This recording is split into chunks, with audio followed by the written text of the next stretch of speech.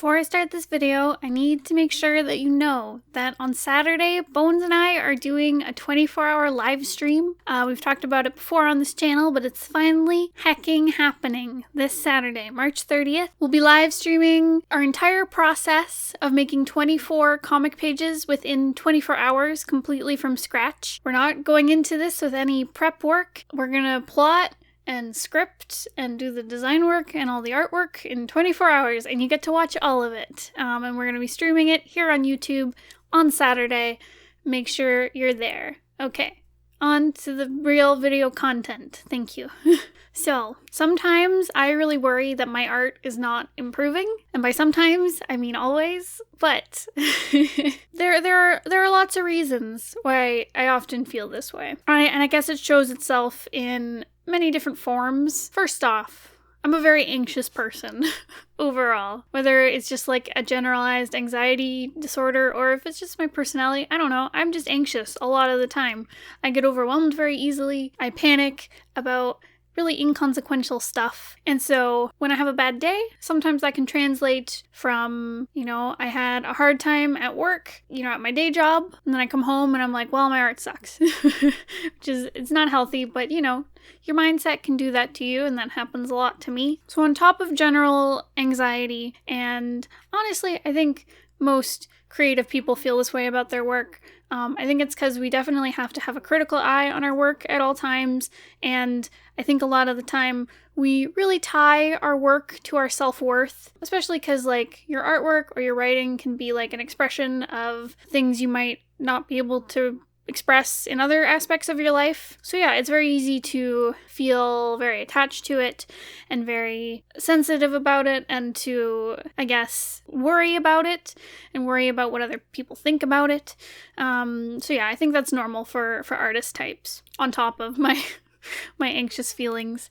But some things that I also think about a lot and that really contribute to my fear of my art being bad. The few contributors are, I think I always fear stagnating. So I'm always worried that eventually I'm going to hit a point where my artwork is just never going to improve again.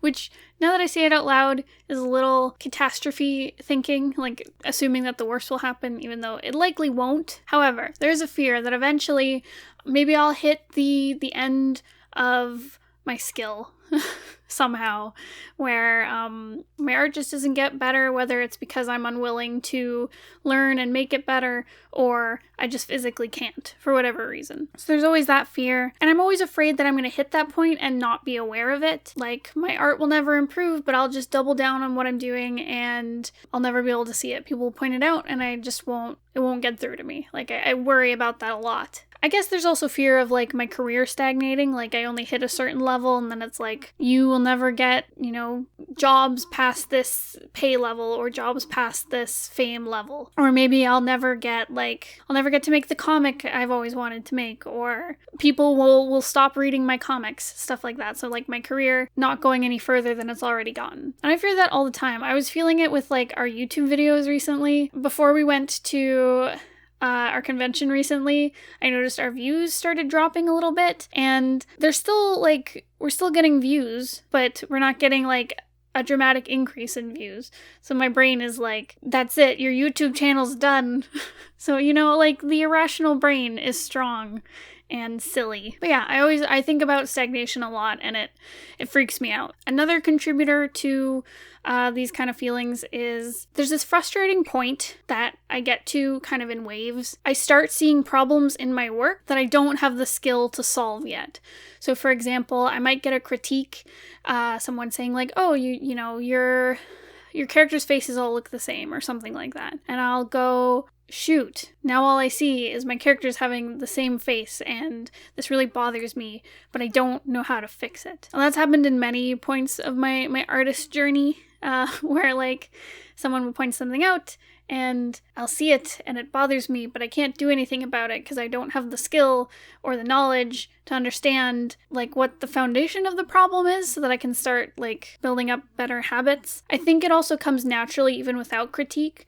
Say I will go do some studying of art, or just randomly I'll be drawing and nothing will come out right. And I'll just have a day where I'm like, oh my god, I cannot draw faces. Why am I so bad at drawing faces? Usually what it resolves into is I'm drawing the faces the same way I did before, but now I'm seeing a problem where it's like, oh, I wasn't drawing the jaw correctly, or I was making this really weird and wonky looking this whole time, and I just didn't notice until now. So then I have to work on fixing it to my new standard, which is really frustrating when I'm in it. But the thing is, like, it usually resolves itself on its own over time as I work on it more.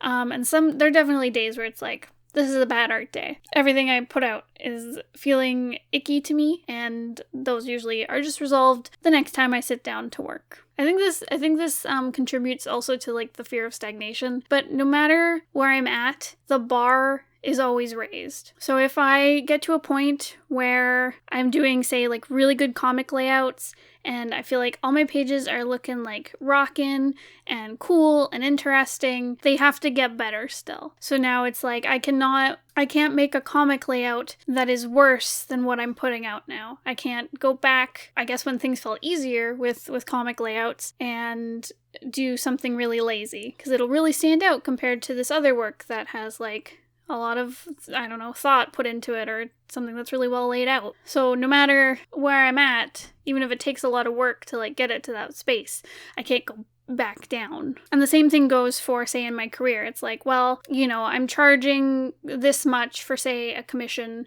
or a book. It's like, I can't take on work that will cost less than my rates right now. Without like taking a hit to my time or my finances. It's like I have to keep moving upward. Though maybe with the career it's a little more subjective. And honestly, all this is like it really depends on what you want. Because if you get to a level in your career or with your art where you're super happy with it, you don't have to like push it further. If you feel happy and fulfilled. I don't know, I just haven't reached that point yet. And it's always getting higher, this hurdle I have to jump over to get to the next stage, you know? And that's worrisome and can be very frightening sometimes. In the midst of all this worry, I think it really helps when I look back at my work and look through all the things that have improved. And the nice thing about having this YouTube channel, today even, I was looking through old videos from when I did like the 100 days of making comics challenge, which is like around this time last year. I was in the thick of it. And actually I was pretty near the end of it because I finished it at like the end of April. But I was looking back at it and I was like, wow, my speaking has really improved. I used to be really quiet and my voice was a lot higher, which I guess is like a sign of nervousness. And when you become, I guess, better with your voice, your vocal cords get more relaxed and your voice gets deeper. So yeah, but having this YouTube channel is like a really nice record of like my progress, where I can look back at my old comic pages on when I'm doing videos and see how far I've come with that. And I can literally chart my progress on the 9-point design work through all the 9-point vlog. So there are lots of things I've improved on, and I find it really helps me when I go back and I look through these videos. In the past, I would just look through old comic pages I've worked on, or like old art files to really take a look at my improvement. But this past year even, I've noticed like that my voice work has improved, video quality has improved, my design work and my knowledge of how to, say, design characters and settings and color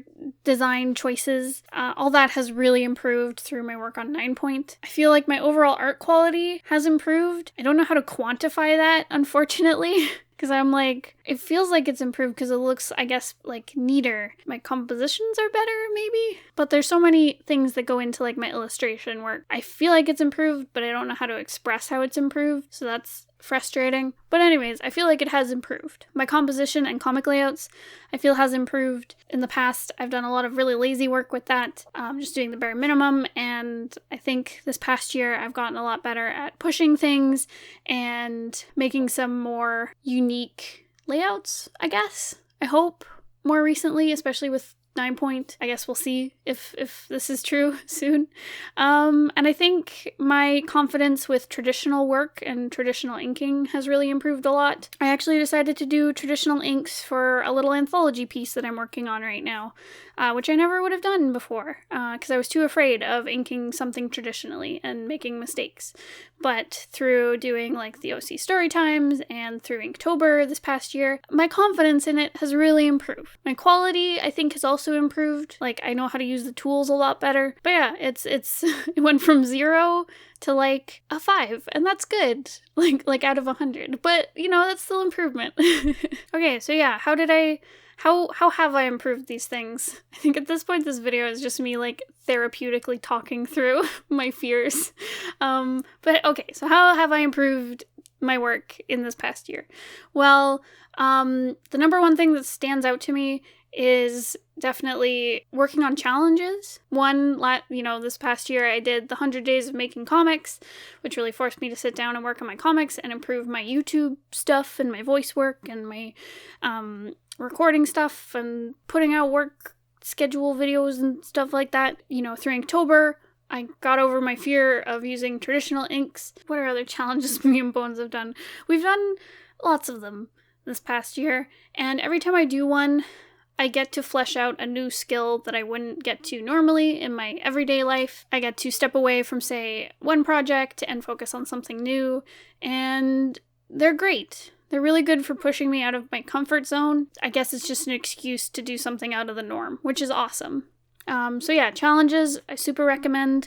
I'm curious about how this challenge on Saturday is gonna go, our 24-hour stream, because I've done all-nighters before, but never to work on comics. I hope I have something coherent at the end, but who knows? Maybe I'll learn some cool new things, and I'm sure it'll be fun, because that's the nice thing about challenges too, is they're usually really fun, especially if you do them with a community or other people or your friends. So yeah, definitely challenges have really helped me improve my work in a really focused way. Along the same lines, working on focused projects also helps. I guess they're like challenges, but without like the meme quality. Because having something really focused, like 9 Point, where I'm really focusing on doing design work and full color illustration work, which are things that I didn't do very much of before. It's really forced me to learn how to use color theory and learn how to do better composition and better character designs.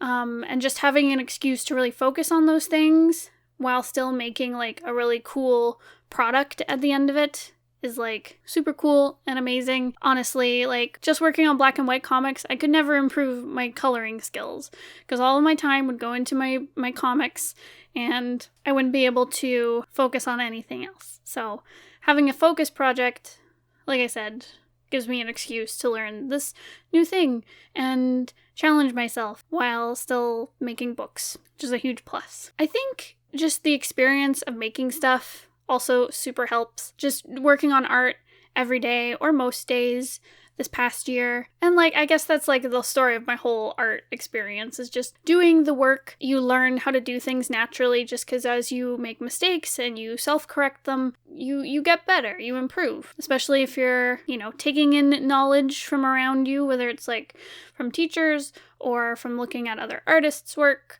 I think you can naturally, just through practicing, improve your stuff. Just through experience, I have learned so much and improved a lot, I suppose. And I think through practice, it's also good, like, exposure therapy. For example, like, working with traditional inks. It's really nice to, like, it's a skill I've always wanted to do, but I was always scared of it. Because it's like, I'm putting down ink on paper, and it's permanent. I don't have my nice digital art eraser or undo button. And what if I waste materials? What if I waste my time? Lots of fear going into it, but just doing it and making mistakes and then realizing like it's okay, you can still salvage this or you can redo it and that's also fine. It really got me over that fear that I was holding on to just from being exposed to it, which is awesome. So yeah, it's good exposure therapy to just practice things and try new things and work on your stuff and touch in with it often. I've also definitely improved a lot from critiques, and this year I've also discovered that critiques kind of suck. Like they're like medicine that tastes really bad. Especially when it's like a critique you didn't ask for, then it can be really hurtful or obnoxious. But, having my art seen from like an outside set of eyes really helps me improve and see things that I wasn't seeing before. Like I said, I've made a lot of strides because someone has looked over my shoulder and said like, oh, you draw this kind of weird, which don't get me wrong, that's a mean way of saying it, but there was a mistake, and because someone pointed it out, I've been able to fix it. So critiques are really important, and then also just kind of absorbing through like what teachers have told me, whether it's like mentors or listening to videos, watching videos, reading things, reading articles and tutorials, just trying to learn and improve as much as I can has also helped me improve, funny enough. And honestly, now at the end of the video, I feel a little better. It's a constant cycle of doubting myself and then realizing that it will all be okay, and I'm probably just blowing things out of proportion, and my work probably doesn't suck. And I'm sure that goes for all of you out there. I'm sure your artwork is really great, or, you're on your way to being a really amazing artist, and you should always appreciate where you're at and look back at where you've been and just see how much you've improved. Because, you think you might be drawing bad today, well, you probably drew worse yesterday. Though, don't be mean to yourself about it. It's really important to, look back on your old work with love and understanding and be like, yeah, I made all these mistakes, but, look at all these cool things I did, too. Look at, say, character designs you really like, or comic pages you've done that are really cool, and appreciate that and celebrate that and continue to bring that into your work these days, I guess. I've made myself feel better. I hope you guys feel better. Love yourselves. So yeah, that's all I got. Make sure to come check us out on Saturday. Hopefully, because we'll be going for 24 hours, we'll get a chance to see everyone and everyone can pop in. Hopefully we can hit a lot of time zones. Just considering we're going for so long, hopefully everyone gets to pop in and say hello. We'd love to talk to you, and you get to watch us slowly go insane from sleep deprivation. And I am really bad with sleep deprivation. Ugh. So yeah, for our stream on Saturday, we will be starting early morning, likely. We're not exactly sure when right now. Early morning on March 30th. Eastern Standard Time is the time zone we're on. And we'll end early morning on March 31st. So yeah, if you want more info, you can always talk to us on our Discord server. There should be a link in the description. And if you want some cool perks that go along with the Discord server, you can always support us on Patreon, where we offer lots of rewards, art critiques, if that's something you're looking for, from me and Bones, and art games you can play with us on live streams. So yeah, we offer a lot of interesting, I hope, content, and we appreciate your support if that's something you want to do. Again, link down below. Thank you so much for watching and listening, and I'm sending you all lots of love. Don't be down on yourself, because it'll only make you feel worse. Wise words, I know. But yeah, thank you again. I'll see you guys next time. Goodbye!